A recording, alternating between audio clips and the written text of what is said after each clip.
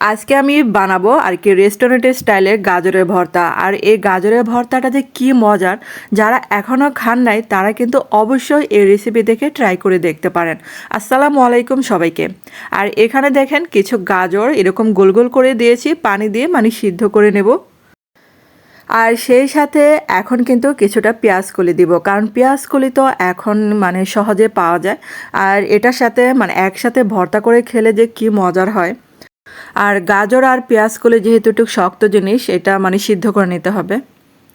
আর এই যে ঢাকনা দিয়ে আমি সিদ্ধ করে নিয়েছি, আর পানিটা কিন্তু একদমই ফেলে দেব না, পানিটা একদম শুকিয়ে নেব। তারপর দেখেন পানিটা কিন্তু শুকিয়ে গেছে, চুলাটা কিন্তু বন্ধ করে দিলাম। তারপর ওই প্যানের মধ্যে একটু সাদা তেল দিয়ে দিলাম, আপনারা চাইলে এখানে সরিষার তেলটাও ব্যবহার করতে পারেন। তারপরে যে কয়েকটা আস্ত রসুন দিয়ে দিলাম, আর রসুন দেওয়ার সাথে সাথে দেখেন কেমন ধোয়া উঠতেছে। আর এখানে মিডিয়াম সাইজের 2টা টমেটো দিয়ে দিলাম, আর বড় সাইজের হলে একটা টমেটো দিবেন। এখানে টমেটো আর রসুনটা একসাথে ভেজে নিচ্ছি। আর এটা যে যখন এই যে অর্ধেকটা ভাজা হয়ে যাবে, তখন এই যে গাজর পেঁয়াজকলি যে সিদ্ধ করে রেখেছিলাম সেটা দিয়ে একসাথে ভেজে নেব। আর এগুলা তখনই নামাবো যখন এই যে প্যানের মধ্যে গায়ে গায়ে লেগে আসবে, তখনই বুঝবো এটা হয়ে গেছে। আর এটা কিন্তু এখনও হয় নাই। আর আমার চ্যানেলে যারা নতুন কিন্তু আমার চ্যানেলটাকে এখনও সাবস্ক্রাইব করেনি, তাদের কাছে অনুরোধ রইল প্লিজ চ্যানেলটাকে সাবস্ক্রাইব করে আমার পাশে থাকবেন।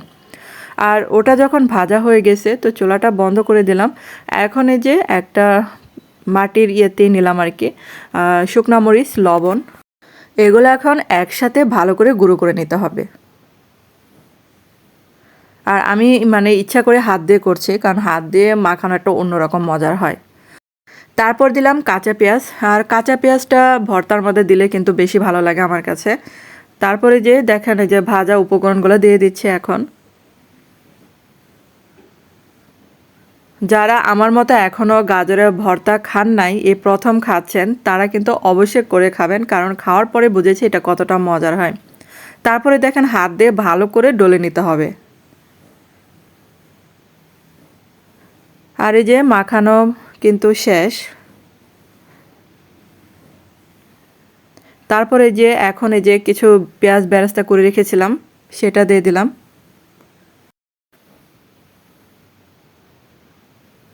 আর আজকে আমার ঘরে ধনেপাতাও ছিল না, মানে শেষ পর্যায়ে। তারপরে যে কিছু ধনেপাতা মানে এখানে অ্যাড করলাম, আপনারা চাইলে আরেকটু বেশি দিবেন, কারণ আমার ছিল না বলে আমি একটু কম দিয়েছি। তারপর যখন এই যে পুরোপুরি মাখানো শেষ, এখন এই যে সরিষার তেলটা দিয়ে এখন এই যে মানে লাস্ট পর্যায়ে নিয়ে আসলাম, মানে লাস্ট পর্যায়ে আর কি আমার ভর্তাটা। তো দেখেন মানে যেই দেখতেছে আমার বাসায় বলতেছে অনেক লোভনীয় হয়েছিল ভর্তাটা। তো এভাবে করে খেতে পারেন, আর এটা মানে অনেক মজার আর ইউনিক একটা রেসিপি। অনেকে তো গাজরের ভর্তা খান নাই, তো এই রেসিপি ফলো করে বানিয়ে নিতে পারেন এই গাজরের ভর্তাটা। যেহেতু এখন গাজরের সিজন, ঘরে ঘরে অনেকের ঘরে গাজর থাকেই, কারণ এখন গাজরটা হচ্ছে কমন বলতে গেলে। আর কয়েকদিন পর হয়ে যাবে অনেক দাম। তো ধন্যবাদ সবাইকে ভিডিওটা দেখার জন্য।